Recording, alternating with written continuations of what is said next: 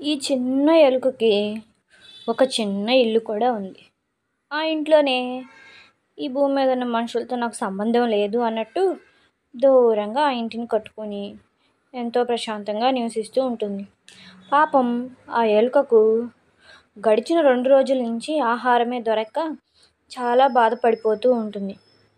దానికి ఎంత పని చేసినా ఇంట్లో పని తప్పితే బయట పని దొరకటం లేదు. బాగా ఆకలేసేసరికి ఎక్కడికైనా వెళ్ళాలి అనుకుంది.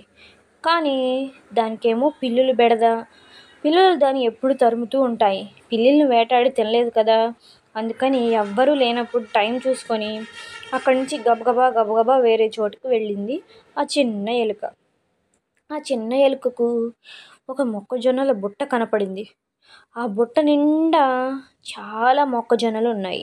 ఆ మొక్కజొన్నలు చూసి, ఆహా, నా పంట పండనే పండింది, ఈరోజు ఇన్ని మొక్కజొన్నలు కనపడ్డాయే నాకు, 2 రోజుల నుంచి పస్తు పడుకుంటున్నాను అని చాలా ఫాస్ట్గా ఉన్న వాటన్నిటిని తినేసింది.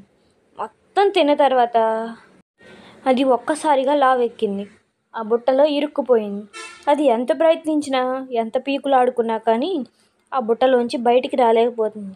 అటుగా వెళ్తున్న మరొక చిన్న ఎలుక దానిని చూసి, ఏమిటి ఈ బుట్టలో ఉన్నావంటే, నేను దొరికింది కదా అని మొత్తం తినేశాను, ఇప్పుడు దీంట్లో ఇరుక్కుపోయాను, ఏం చేయాలి, నాకేం చేయాలో అర్థం కావట్లేదు అని అంది. అప్పుడు వెంటనే ఆ ఎలుక, నువ్వు 2 రోజుల నుంచి తినలేదని, ఆ 2 రోజులకి ఇంకో 2 రోజులకి సరిపడా తినేసావు, అందుచేత నువ్వు 4 రోజులు ఉపవాసం ఉండు ఆ బుట్టలోనే, అప్పుడు సన్నబడిపోతావు, బయటకు వస్తావు అని చెప్పింది. పిల్లలు, మీకు ఈ కథ నచ్చితే సబ్స్క్రైబ్.